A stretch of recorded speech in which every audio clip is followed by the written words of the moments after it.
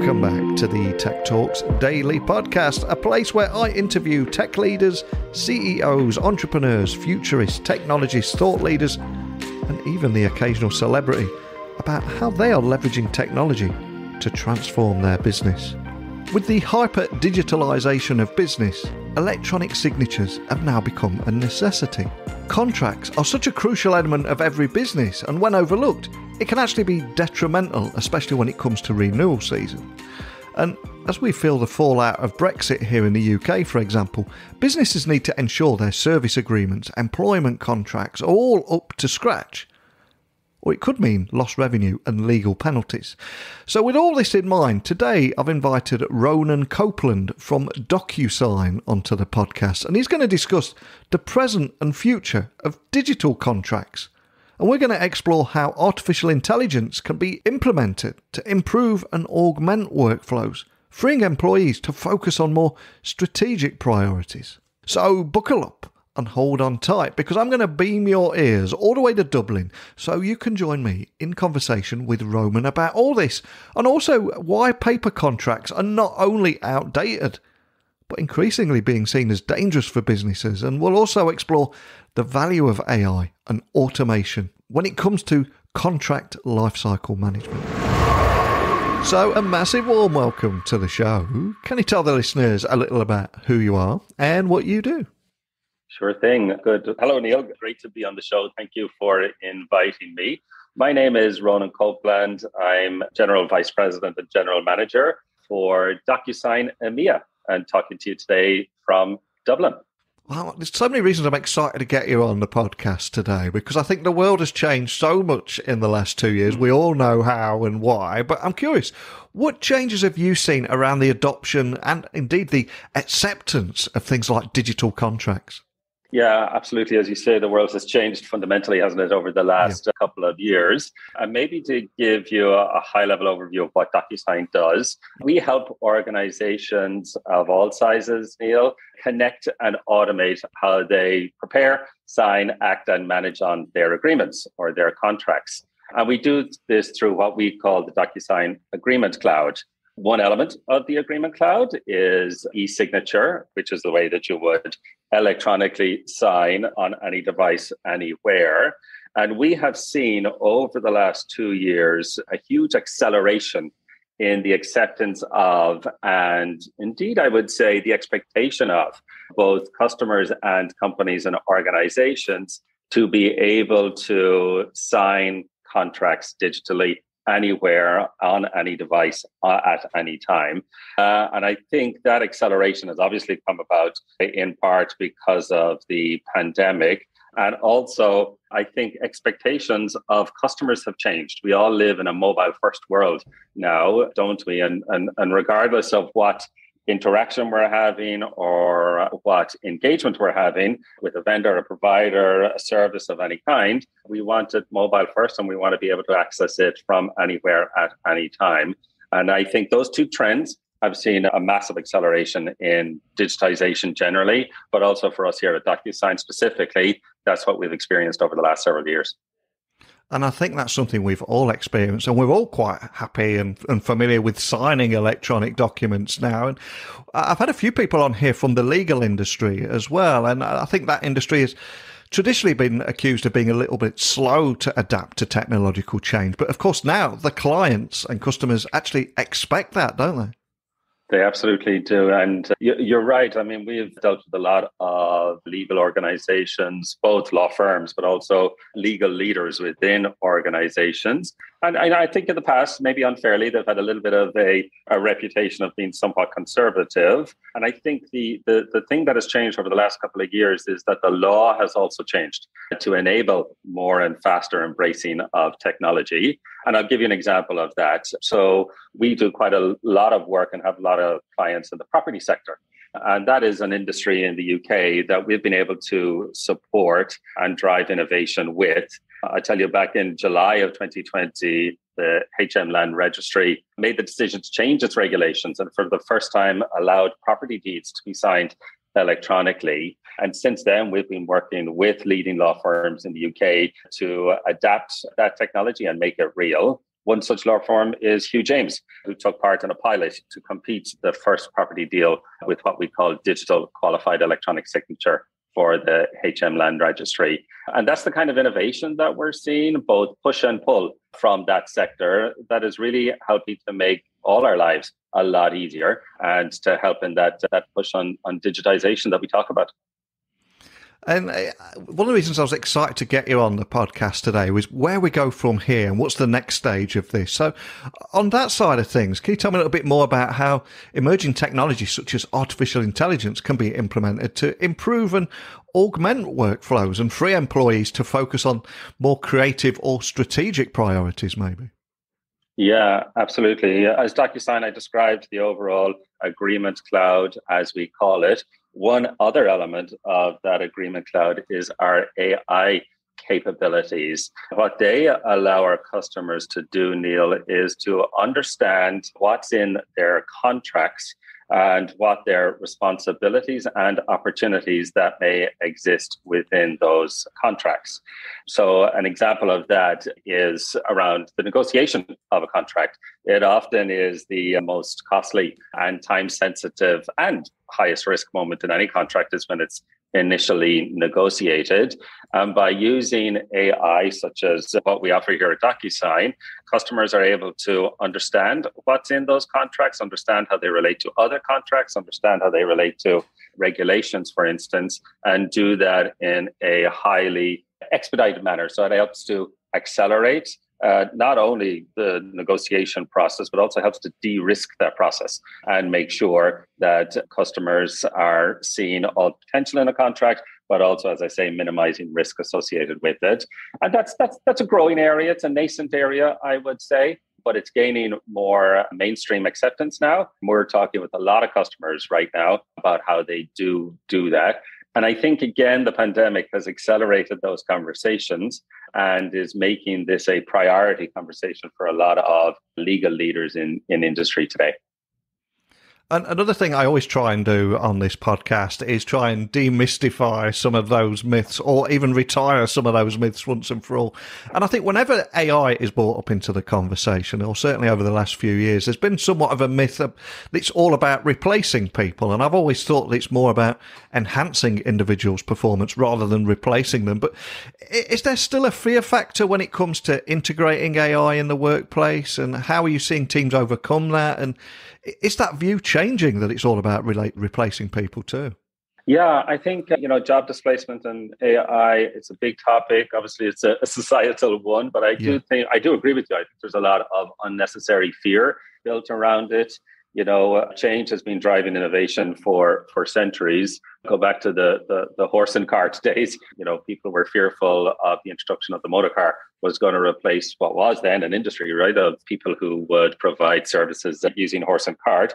But actually what that did is, yes, it disrupted an industry, but it also created a lot of new industries and new innovation that drove the world forward.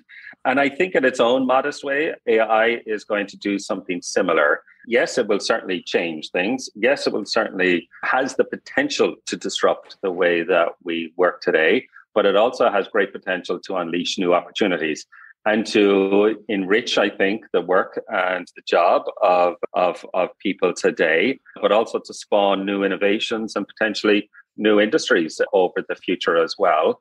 And it's interesting, in preparation for this, I was just doing some reading and some thinking about how disruption can drive innovation and kind of marrying that with, look at the world today. We're all seeking out staff to join us and help drive things forward and help grow our businesses and navigate all the challenges that we have in the world today. So I think the reality is there's no shortage of work and opportunities for folks. And I think the technology that we're talking about today has the ability to enhance that work and make it richer and drive more innovation that we need to help solve a lot of the challenges that we have in the world today.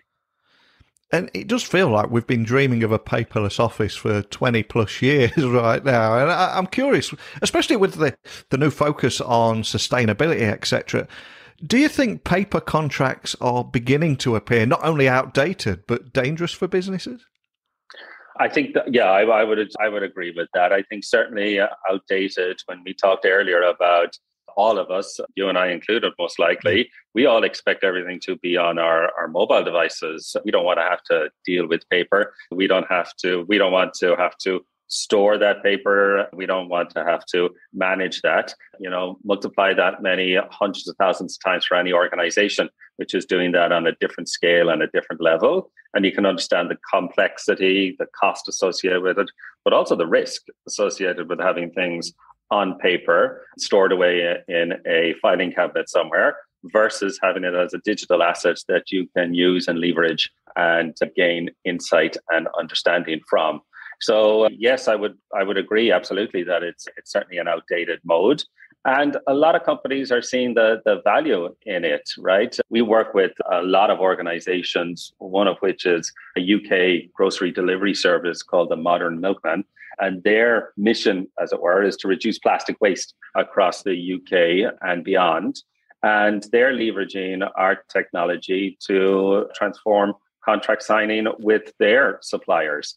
And indeed, with their investors, within a couple of hours, their CFO was able to collect over 20 investor signatures to help grow his business. And that normally would have taken weeks, if not months, to complete via pen and paper. So just an example of how companies are actually leveraging that technology today to achieve things they probably weren't able to in times past. And of course, we all find ourselves in a period of uncertainty at the moment, and just about every business you can imagine in any industry are starting to try and do more with less. And you mentioned a great word a moment ago, value. So what would you say the business value of AI and automation is in the context of contract lifecycle management, for example? Yeah, great question, Neil. I think in its simplest terms, AI and automation in CLM has the opportunity to save time, reduce cost, and allows organizations to refocus their resources on growing the business, growing the company, serving their customers, rather than on internal tasks. So I think that's in its most simplest terms. And if I was to go a little bit deeper on that, I think that AI-powered contract discovery, as well as data extractions, allow organizations to analyze and run analytics that can report on the types of contracts that you have in place and help better understand the potential risks of, let's say, an upcoming regulatory change. And I think a clear example of that is around data privacy. Those laws are evolving and changing all over the world right now, and keeping ahead and abreast of those is key for any head of legal in any organization serving any industry today. So that's just an example of where my mind goes to when I think about the value of AI and automation can deliver.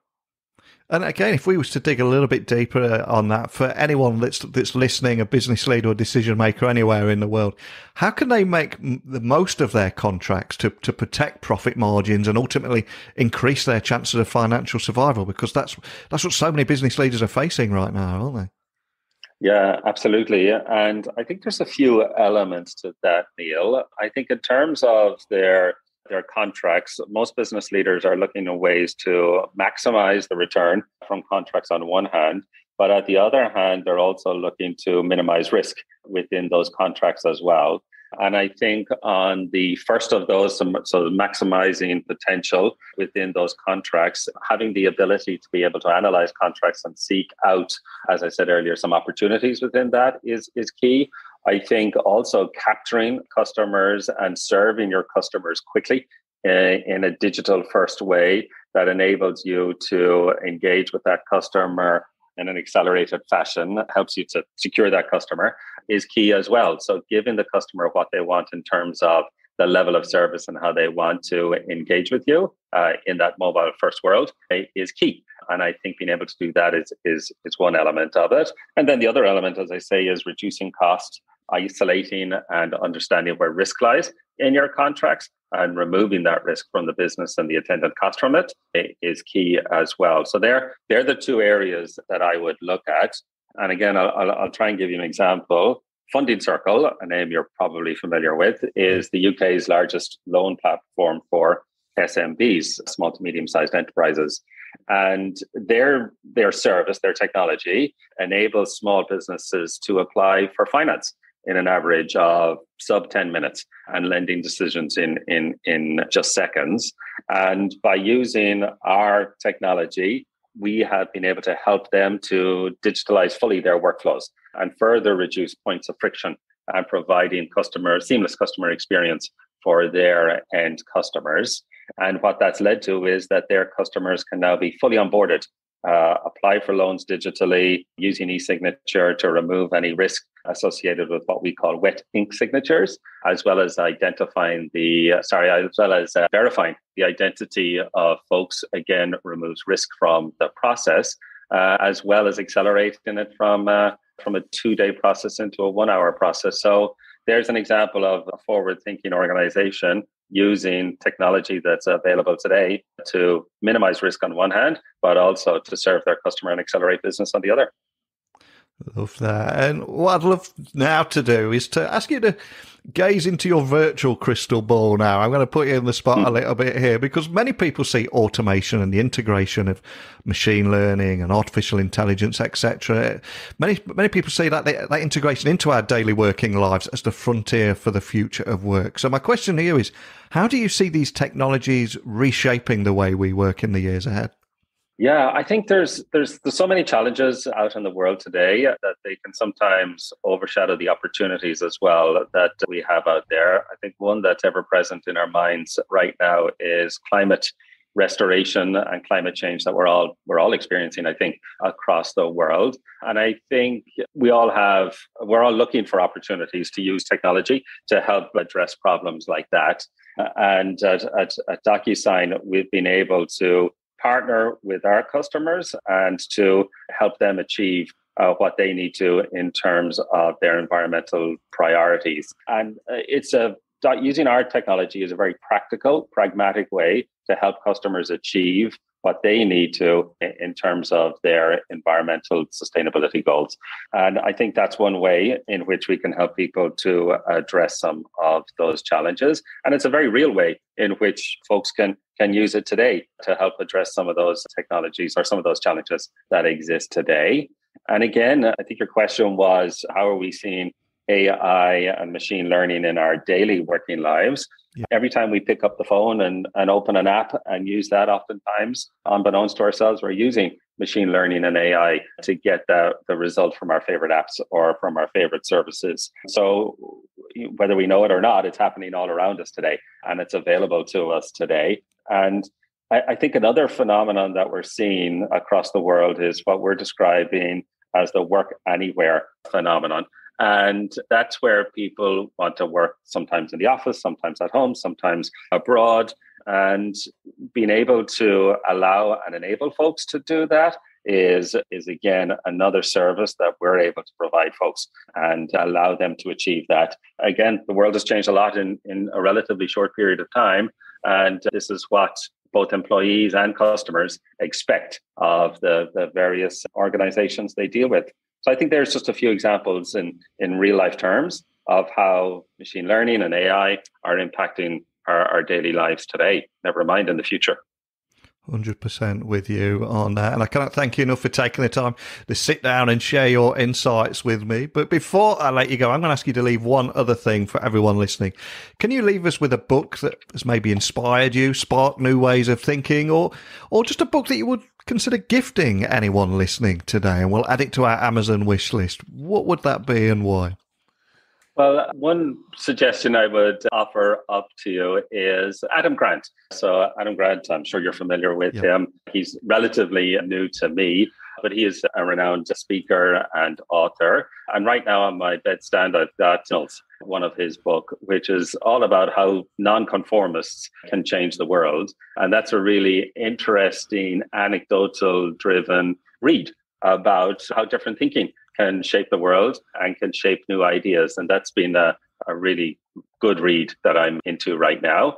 And then probably more on a personal note, I'm reading it's originally a Japanese novel right now called Bullet Train, which is more of a page turner. It's a good read if you're looking to balance out the business with the more personal, which is a fun read. So that's what I've got on my bedstand right now, Neil. Awesome. Two great choices there.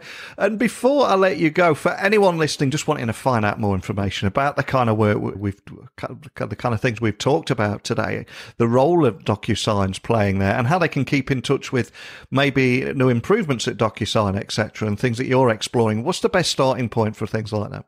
Well, I think that the first port of call is our website, docusign.co.uk. You'll find lots of information there and useful contact information. You can also follow us on LinkedIn and Twitter. Just type in DocuSign and you'll find us there. And I think they're the best places to follow us, Neil.